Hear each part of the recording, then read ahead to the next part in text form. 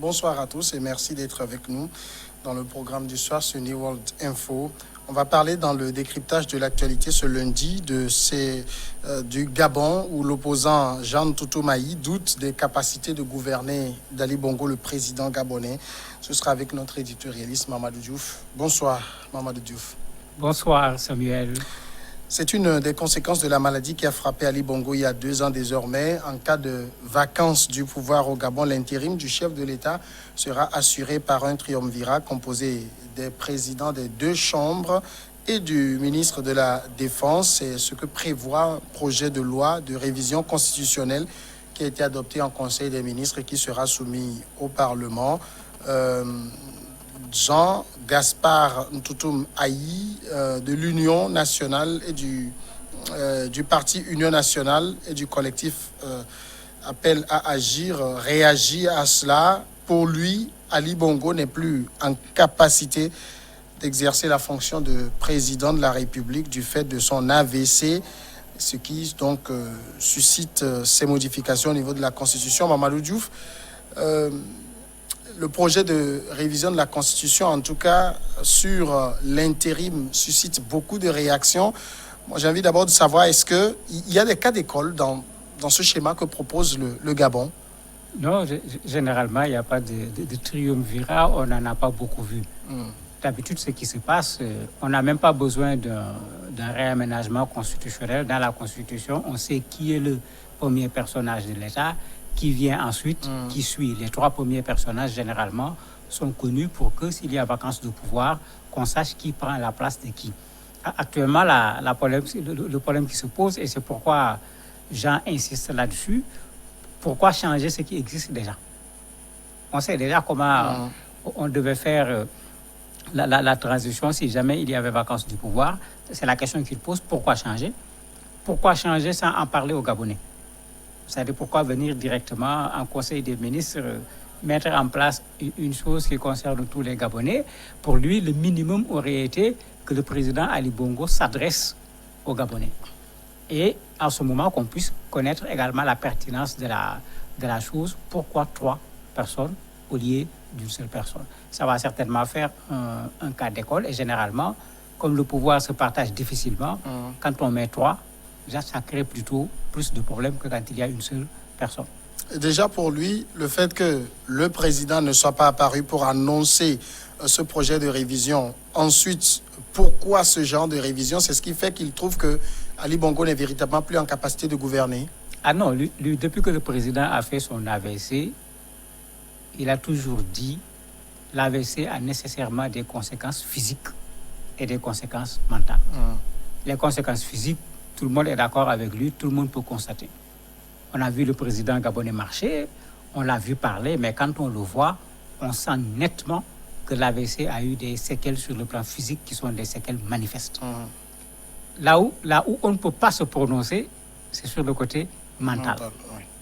Et lui, il avait en outre introduit même une requête demandant l'expertise de la santé du président de la République, y compris sa santé mentale. Si les gens se rappellent bien, à l'époque, la juge concernée qui avait accepté ce dossier avait été suspendue. Puisqu'on a considéré que même le fait qu'elle ait trouvé que le dossier était recevable est une chose qu'il ne fallait pas faire. La juge a été suspendue, un autre a pris sa place, la requête a été rejetée. Donc, lui, ce qu'il défend depuis fort longtemps, c'est qu'aujourd'hui, ce n'est pas Ali Bongo qui dirige le Gabon, parce qu'il n'a plus les capacités pour diriger le Gabon. Et c'est pourquoi, quand on met les 3 personnes, lui, il se dit qu'en fait, c'est une façon tout simplement de mettre au devant, non pas ces 3 personnes, mais la présidente de la Cour constitutionnelle. Si on se rappelle également, pendant que le président avait fait son AVC, quand on disait qui va prendre la relève, qui ne va pas prendre la relève, elle était allée en France. Quand elle était allée en France, même le bruit était sorti que c'est elle le choix de la France, c'est elle que la France veut prendre pour assurer l'intérim par rapport au président Bongo. Et lui, il revient là-dessus en disant, mais en fait, même ce triumvirat ne détient pas véritablement le pouvoir. En réalité, tout ce que ce triumvirat va faire doit être validé par la Cour constitutionnelle. Et qui est à la Cour constitutionnelle, c'est la même dame dont je parlais tout de suite quand l'AVC du président avait commencé. Mais c'est vrai que le président a eu des séquelles physiques avec son AVC, mais on l'a vu quand même faire des apparitions publiques et qui montraient quand même qu'il était capable, en tout cas qu'il avait des facultés mentales puisqu'il tenait un discours. Oui, mais c'est très facile. On a vu Bouteflika aller signer son mandat en tant que candidat à l'élection en Algérie sur une chaise roulante. On a vu le président Conté aller pour voter. On a amené les urnes dans sa voiture, il a voté. Et tous ces gens, on nous avait dit qu'ils sont en très bonne santé. En fait, ce qu'ils demandent, c'est ça qui doit se faire dans une république. Quel est l'état de santé du président de la République? Cela doit concerner tous les citoyens. Et pour le cas d'espèce, tous les Gabonais. On doit pouvoir faire une expertise qui dise clairement, sur le plan physique, il a perdu 10% de ses capacités, sur le plan mental, il a perdu 5% de ses capacités, et sur la base de quelque chose de scientifique, mais on prendra la décision qu'il faut en disant il peut continuer à diriger le Gabon, et il n'y a plus de discussion sur le fait qu'il soit en mesure de le faire ou pas, ou bien il ne peut pas continuer à diriger le Gabon. On constate son incapacité et en fonction de ce qui est dans les textes du pays, qu'on mette en place un système qui permette d'aller vers de nouvelles élections pour élire le futur président de la République. Le problème ici, c'est que les apparitions sont rares.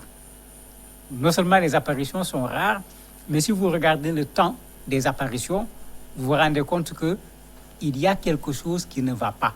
Tout le monde connaît le président Ali Bongo, c'est quelqu'un qui aimait les médias, c'est quelqu'un qui aimait, j'allais dire, même le show sur ce plan-là, c'est quelqu'un qui aimait bien être visible dans ce qu'il faisait. S'il est actuellement pratiquement quelqu'un de caché, sauf quelques rares exceptions, on se rappelle l'année dernière, à pareil moment, on se posait la question, est-ce qu'il fera un discours de fin d'année ou pas? Puisque tout le monde se posait la question, on ne l'avait pas vu pendant fort longtemps. La même question est en train de revenir, est-ce qu'il tiendra un discours également à la fin de l'année?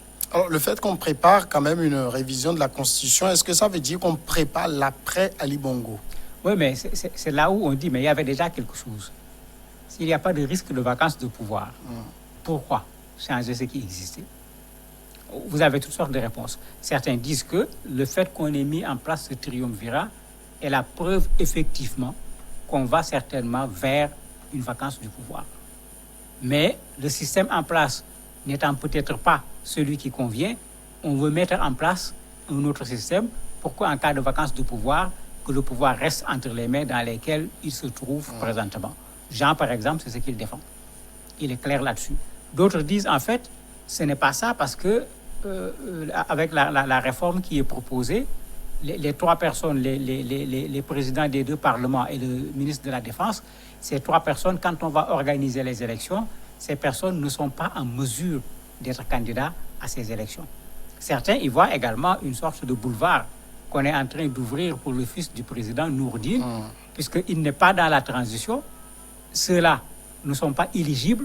Est-ce que ce n'est pas pour lui qu'on prépare l'espace pour que ces gens-là gèrent la transition et que lui, il vienne devenir candidat pour pouvoir remplacer son père, puisque comme le dit Jean, il dit qu'au Gabon, il y a une seule qualité qui est nécessaire pour devenir président, c'est être fils du président en exercice, et Nourdine est le fils du président en exercice. Mais est-ce qu'on a besoin de toute cette gymnastique constitutionnelle pour y arriver? Dans beaucoup de pays, enfin dans certains pays sur le continent, on a vu des fils succéder à leur père sans qu'il y ait besoin de mettre des triumvirats en place. Oui, mais le problème, c'est que partout où on l'a fait, on a vu également la réaction du pays, on a vu la réaction sur le plan international.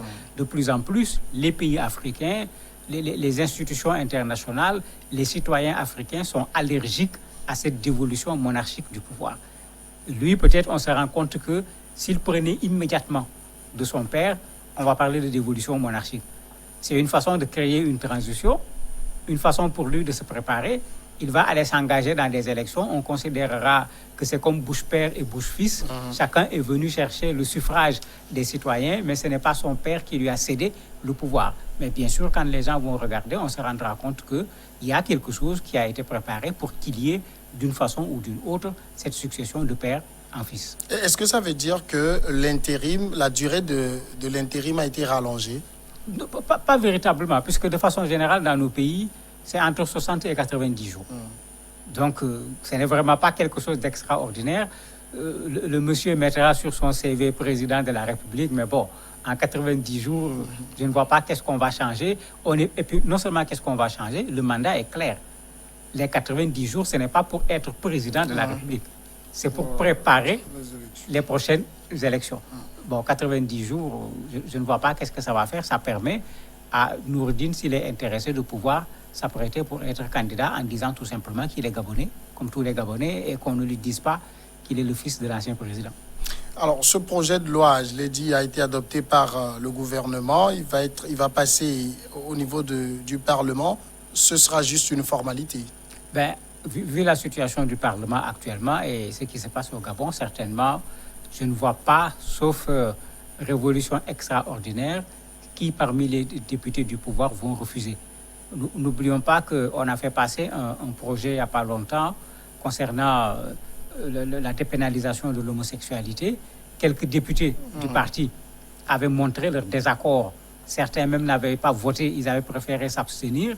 Mais on a vu, les sanctions sont tombées, on a donné des avertissements à certains, d'autres on leur a retiré un certain nombre de choses pour dire que si l'orientation vient en disant voter, on ne donne pas aux députés qui sont membres du parti au pouvoir de pouvoir faire autrement. Et comme ils sont majoritaires, une opposition des autres partis n'empêchera pas à une telle loi d'être adoptée par l'Assemblée. Est-ce que ça veut dire qu'au Gabon, l'opposition n'a plus voix au chapitre? Pas qu'elle n'a pas voix au chapitre. Le problème, c'est que dans nos pays, quand l'opposition se fait entendre, ça ne suffit pas. Ailleurs, quand l'opposition se fait entendre, le pouvoir a tendance à reconnaître, à accepter, à aller vers l'opposition et à discuter. Dans nos pays, tant que l'opposition n'est pas en mesure d'empêcher le pouvoir de gouverner, c'est le chien aboie et la caravane passe. Le pouvoir continue comme si l'opposition n'existait pas. Et généralement, là où l'opposition aurait pu le plus empêcher au pouvoir de gouverner, c'est au niveau du Parlement. Et généralement, dans nos parlements, l'opposition n'est pas majoritaire. Ils prennent la parole, ils défendent, ils dénoncent, mais au finish, la loi passe. Et les Gabonais eux-mêmes? On ne les a pas trop entendus puisque ça vient juste de sortir. Mais très certainement, quand on se rappelle ce qui avait été fait aux élections présidentielles, où jusqu'à présent, on se pose des questions sur qui a gagné les élections, puisque Jean Ping avait dit qu'il a gagné. Rappelez-vous la descente musclée au niveau du quartier général de son parti, etc. Ça, c'est resté quelque chose qu'on n'a pas véritablement élucidé. Et ces Gabonais qui avaient voulu déjà faire partir Ali Bongo à partir des urnes, ce n'est certainement pas ces Gabonais qui vont cautionner qu'on organise une dévolution du pouvoir de façon monarchique. Mamadou Diouf, merci d'avoir répondu à nos questions. C'est moi qui vous remercie. Voilà qui nous met dans la pause et après on reçoit l'invité de ce soir.